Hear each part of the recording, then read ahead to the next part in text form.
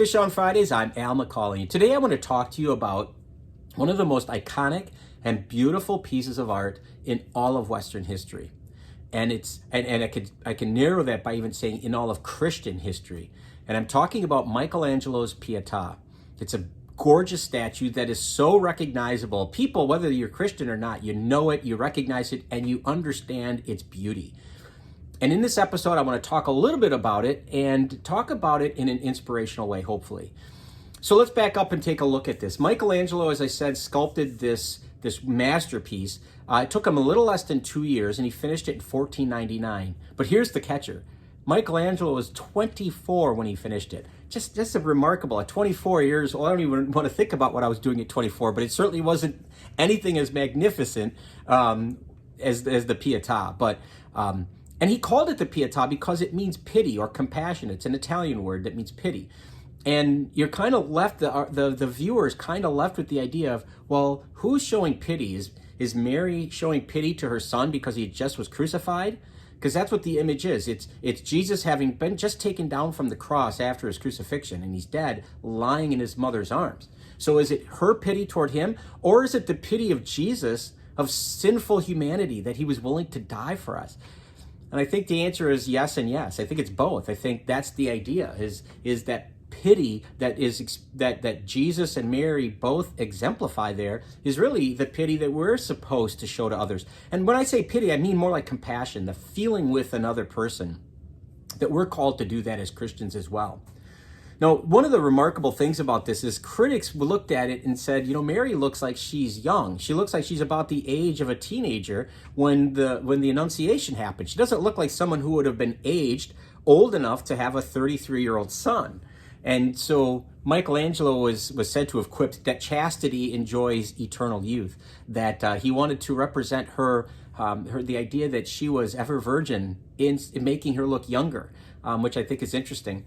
There's a story, too, that Mary's wearing a sash, by the way. He has a sash that goes across her chest. And there's a story that Michelangelo was out looking at the statue one evening when it was on display after he had completed it.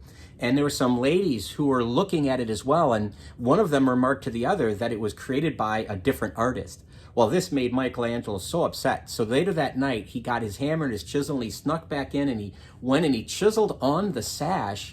Michelangelo Buonarroti of Florence made this because he wanted to make sure he got the credit. But then when he stepped back and looked at it, he realized what a grave mistake he had made. He said, this is just detracts from it. This is not what it was about. It wasn't about me. It's about Mary. It's about Jesus.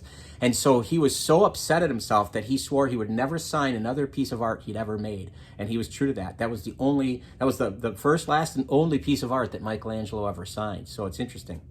But something else a few other things about the piece of art. You'll notice when you look at it that Jesus is clearly dead, but there's no gore. There's no ripped flesh. There's no wounds from the whips, from the crown of thorns.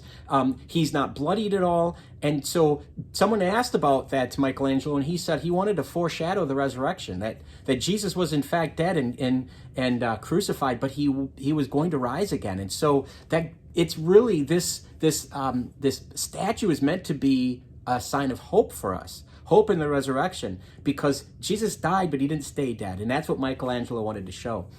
You'll notice that Jesus's body is it looks like it's flowing.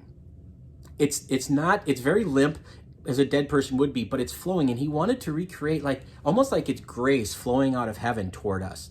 And I'm mindful of Moses in the Old Testament. Jesus fulfills everything of Moses, and Moses in the Old Testament strikes a rock in the desert to bring water forth to feed the Israelites who have been freed from slavery. And so I'm reminded that how Jesus is like that flowing river. He is the water, the eternal water that he told the Samaritan woman at the well in John's Gospel. He said, "Drink of this water and you'll never go thirsty."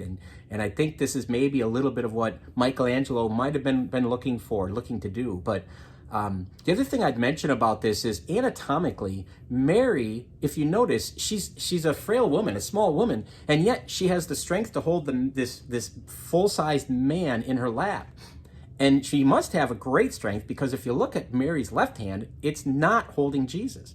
So somehow she has the strength to hold Jesus, but at the same time with her left hand, she has it open as if she's offering him to us.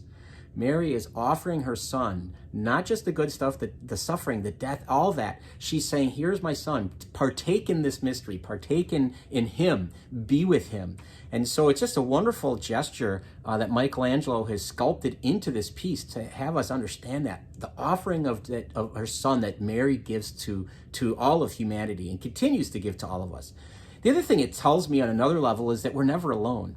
You know, even in his suffering and death, Mary followed him to the cross and to the grave. And so we're never alone. Even in our greatest despair and our greatest suffering, Mary is with us. Jesus is with us. And we have to remember that and hopefully something we can take to faith. So that's a little bit about the Pieta. There's so much more, and I would encourage you to look into it and to just revel in learning more about this wonderful, wonderful sculpture and hopefully take it to prayer. So thanks for watching. If you'd like to share this content, that would be wonderful. Please subscribe to our YouTube channel. Follow us on Facebook. That would be great too. But either way, please keep tuning in every Friday for Fish on Fridays. Until next time, please be good to each other and God bless.